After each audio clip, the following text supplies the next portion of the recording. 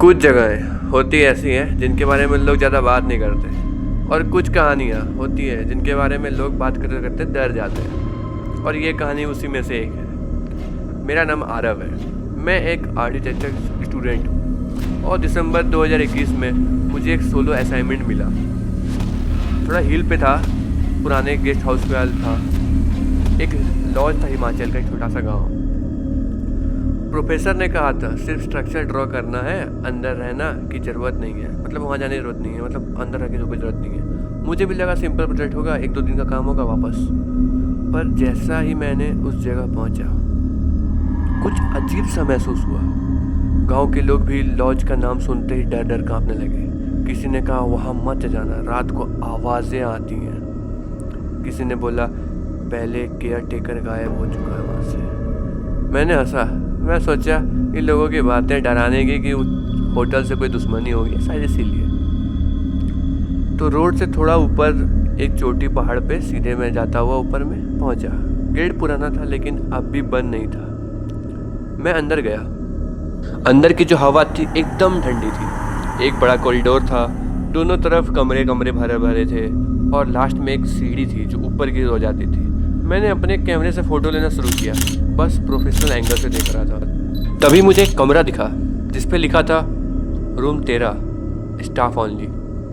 Gate थोड़ा खुला, अंदर एकदम अंधेरा था। मैंने टॉर्च निकाली, अंदर झांकने की कोशिश की। पुरानी कुर्सी, डस्ट लगी हुई डायरी, टेबल, पेन, चेयर एकदम रस्ट पड़ी हुई। ठीक है, मैंने अंदर घुसी डायरी उठाई। कवर पे लिखा था मीरा शर्मा 1987। डायरी के पेजेस पुराने थे एकदम, कुछ जले हुए थे, कुछ फेडेड थे, लेकिन कुछ लाइंस अभी भी क्लियर थी। रात को फिर से आवाज़ें आने लगी। कोई दरवाजे के बाहर खड़ा था। यहाँ सिर्फ मैं और केयर टेकर है, पर फिर भी कदम चलने की आवाज़ आ रही थी हर रात। आज मैंने एक कमरा लॉक कर दिया, रूम नंबर 13। अब कोई नहीं खोल सकता। मैंने डायरी खोली, पढ़ते पढ़ते पीछे पेज तक गया। लास्ट पेज में नाखून से एकदम चिसा हुआ में लिखा हुआ था, अगर कोई ये डायरी पढ़े तो प्लीज़ इस कमरे को बिल्कुल मत खोलना। मैंने डायरी बंद कर दी और सीधे उस कमरे के गेट की तरफ देखा, रूम नंबर 13, वही कमरा जिसके सामने मैं खड़ा हूँ। दिल धड़कने लगा। मैंने गेट बंद कर दिया और सोचा बस इतनी काफ़ी है आज के लिए। मैं लॉज के एक कमरे में टेंट लगाकर सो गया। रात के 1 बजे के आसपास हो रही थी। एक आवाज़ आई, किसी ने हल्की सी नॉक किया, ठक ठक। मैंने सोचा हवा होगी, पर फिर से आवाज़ आई, इस बार ज़्यादा ज़ोर से थी। मैंने टॉर्च लेकर बाहर निकाला। कॉरिडोर में कोई नहीं था, सिर्फ हवा चल रही थी। फिर मुझे एक चीज़ दिखी, रूम 13 का गेट खुला था फिर से। मैंने दिल संभाला और अंदर गया। रूम वैसा ही था, पर डायरी इस बार गायब थी वहाँ से। टेबल के ऊपर एक पुरानी फ़ोटो थी, एक यंग वुमेन की, मतलब सफ़ेद साड़ी में। पीछे लिखा था मीरा शर्मा। कुछ याद आया? मीरा शर्मा वही 1987। मैंने वो फ़ोटो उठाई, तभी पीछे से आवाज़ आई, उसे छोड़ो। एक ठंडी सांस मेरे गले पास आई निकली। मैंने टॉर्च घुमाया, कोई नहीं था, बस हवा में एक परफ्यूम की स्मेल थी, जैसे कोई अभी यहाँ आया था। मैंने फ़ोटो वापस रखी और बाहर भाग गया। अगली सुबह गांव में वापस गया। एक बुजुर्ग आदमी, मैंने पूछा उससे ये मीरा शर्मा कौन थी? वो चुप हो गया। थोड़ी देर बाद बोला वो लॉज की केयर टेकर थी, पर वो 1987 में बिना छोड़े चले गई। कैसे? मैंने पूछा। एक दिन उसने एक कमरा बंद किया, रूम 13, उसके बाद किसी ने उसे नहीं देखा।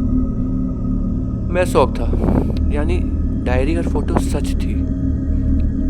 मैंने सोचा प्रोजेक्ट कैंसिल कर दूं, पर फिर प्रोफेसर का कॉल आया, बस 1 दिन और काम है आरव, कंप्लीट कर लो इसको।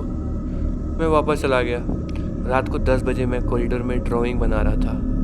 सडनली सारे लाइट्स ब्लिंक करने लगे, बंद ऑफ बंद ऑफ बंद ऑफ।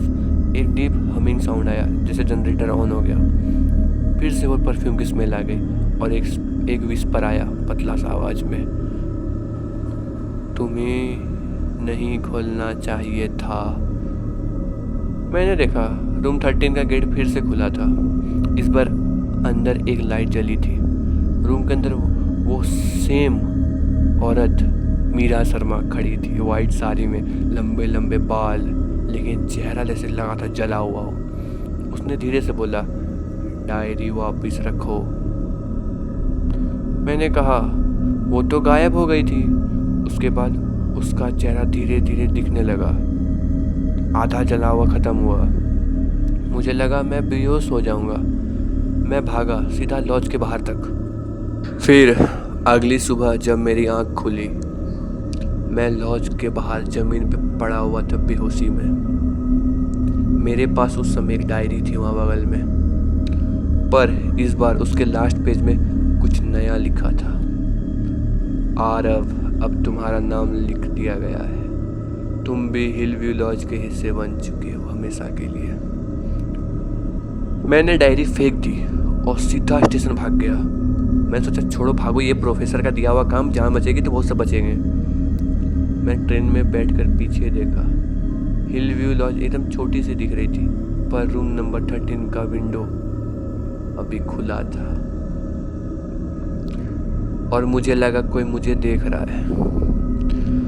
फिर उसके 2 महीने बाद मेरा प्रोफेसर कॉलेज में बोला, आरव, तुम्हारा सर्वे फाइल इम्प्रेसिव था, पर एक बात बताओ, तुमने अपनी फ़ोटो डायरी के साथ क्यों भेजी थी? मैं हैरान हो गया। मैंने कोई फ़ोटो नहीं भेजी सर। उन्होंने लैपटॉप खोला। फाइल के एंड में एक जला हुआ इमेज था।